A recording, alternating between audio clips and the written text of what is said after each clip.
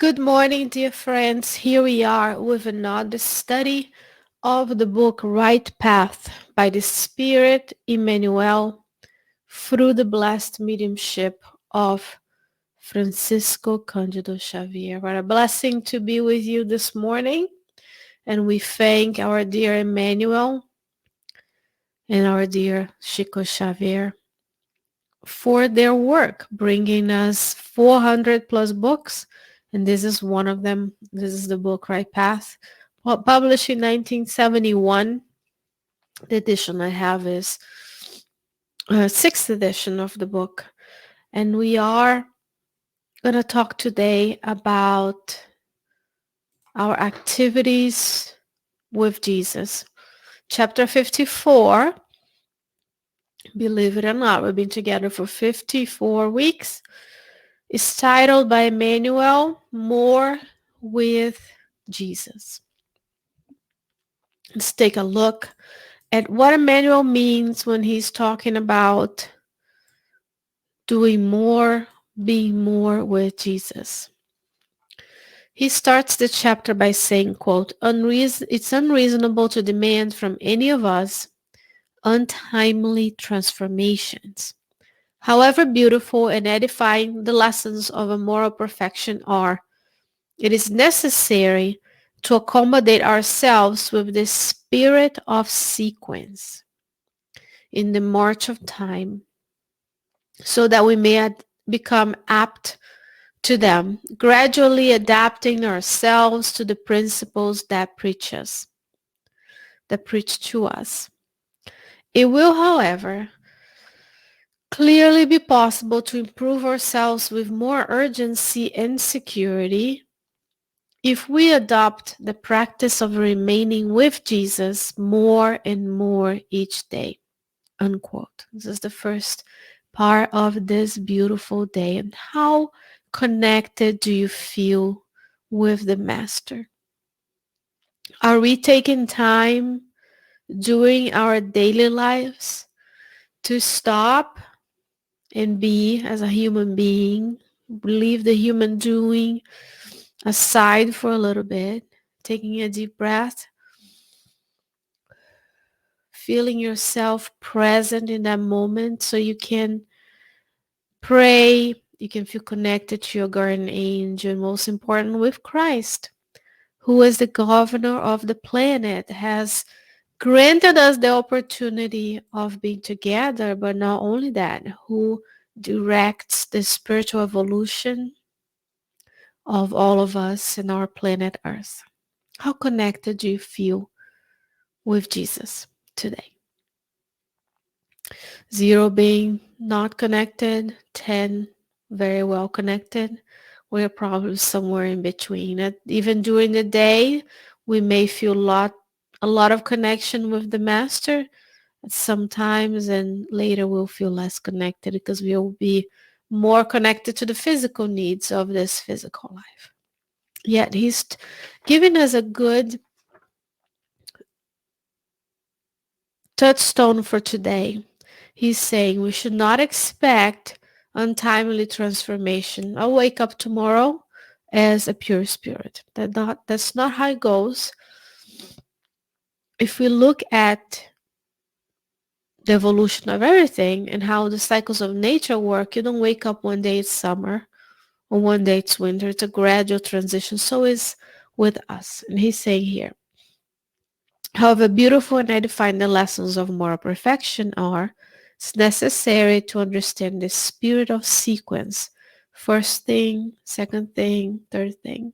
So the experiences and lessons of moral perfection we are having today are built in such a way that today you're allowed to go through what you're going through.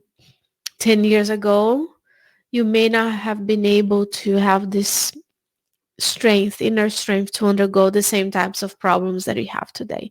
If you look back, even within this lifetime, the education, the moral progress and improvement is gradual.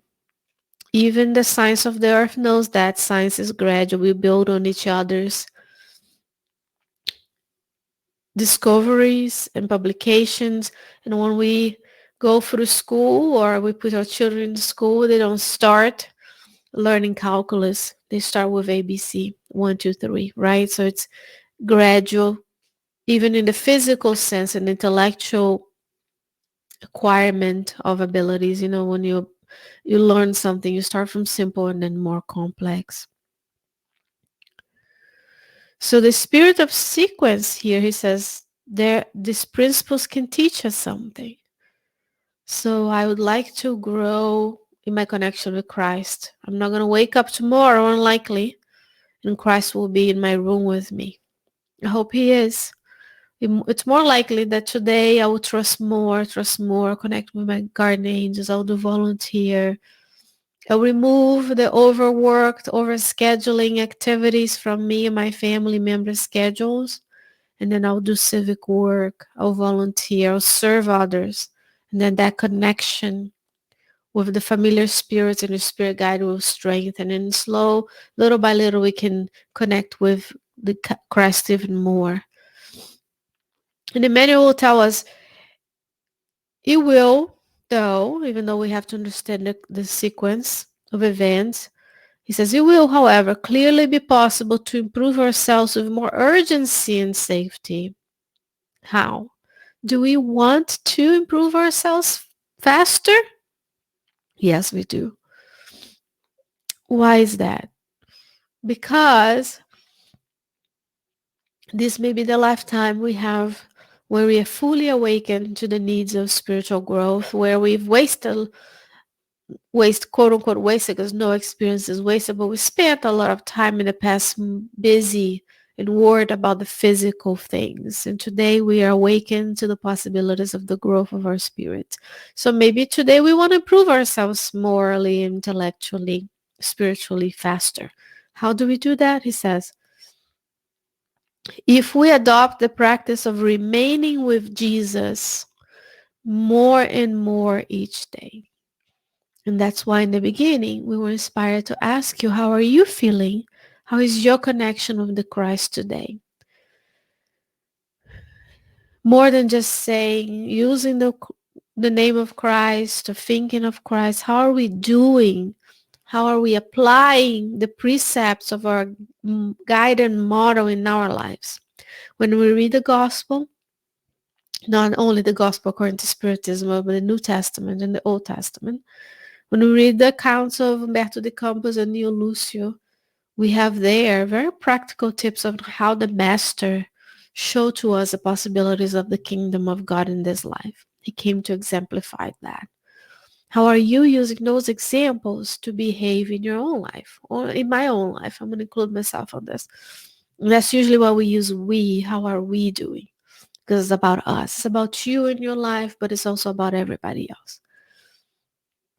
So he's going to give us some examples as in this chapters are structured this way. He'll say, intricate problems have arisen, bringing us to solutions that cannot be postponed.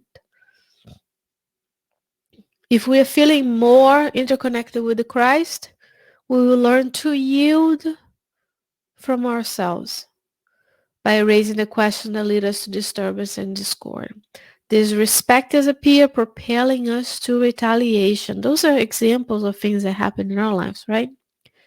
He says, if we receive them a little bit more with Jesus, our attitudes and responses, our expressions of dislike will be dissolved in the sources of understanding and tolerance.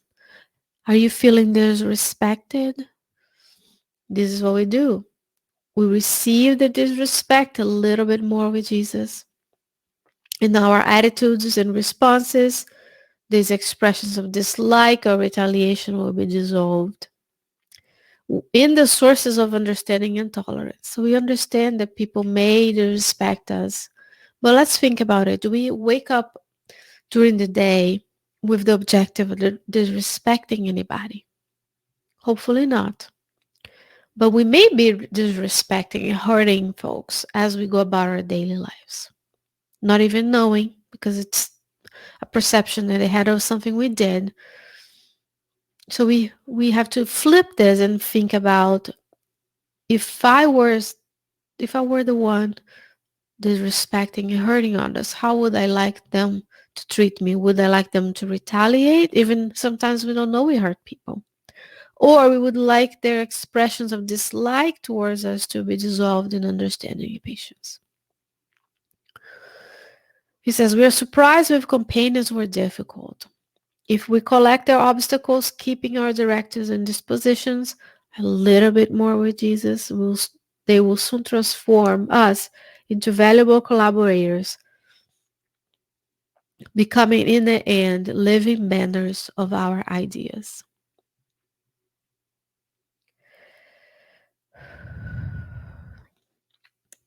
He will continue the message now with the practical tips. And we talk about how can we receive things more and more with Jesus? How can we feel more and more connected with Jesus?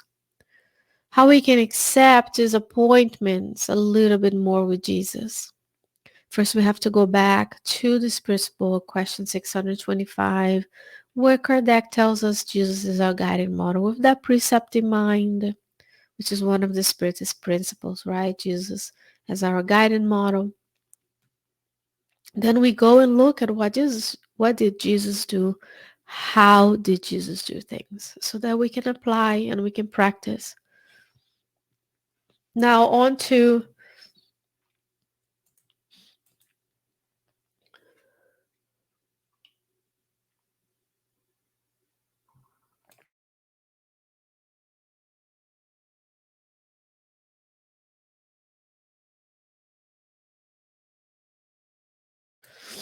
sorry about that. What does Emmanuel suggest? He says at home, in the work group, in the social life, in the profession, in the ideal, or in the public life, let us try to feel, think, speak, and act a little more with the Christ and observe the results.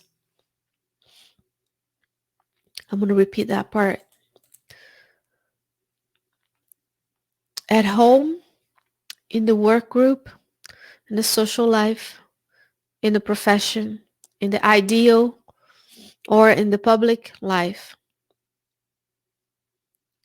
let us try to think, feel, speak, and act a little more with the Christ and observe the results. And what would happen? Emmanuel continues, little by little, we will perceive that the Lord does not ask us for miracles of immediate transformation or spectacles of greatness, but that we apply ourselves to the good so as to walk with him step by step in the building of our own peace. Unquote. I'm going to leave, there's a couple more things in this chapter, but I want to leave you with that idea. Try to feel, think, speak, and act a little bit more with Christ today. Being more indulgent, being kinder, smiling with your eyes, sending people love with your thoughts, being fully present when you're talking to people, not task switching between one thing to the next, but fully present and honoring where you are right now in the world. And when we feel, think, speak, and act a little bit more with Christ, the results will be positive. Because the forces of good in the universe outweigh the forces of darkness. Because darkness is just the absence of light, or in this case, the absence of knowledge, or we call evil ignorance, right? So we don't know. Maybe we didn't know until now that we needed to act in our lives, to think, to feel, to speak a little bit more with Christ. So that's our opportunity today to seek that connection with Christ. Therefore, dear friends, this was chapter 54 of the book Right Path by the Spirit Emmanuel through the mediumship of Francisco Candido Xavier. And I hope that between now and the next time we see one another with another chapter, you stay well, stay safe, take care of someone you know, and many others if you can. And until then, God willing, many, many blessings to you and your family.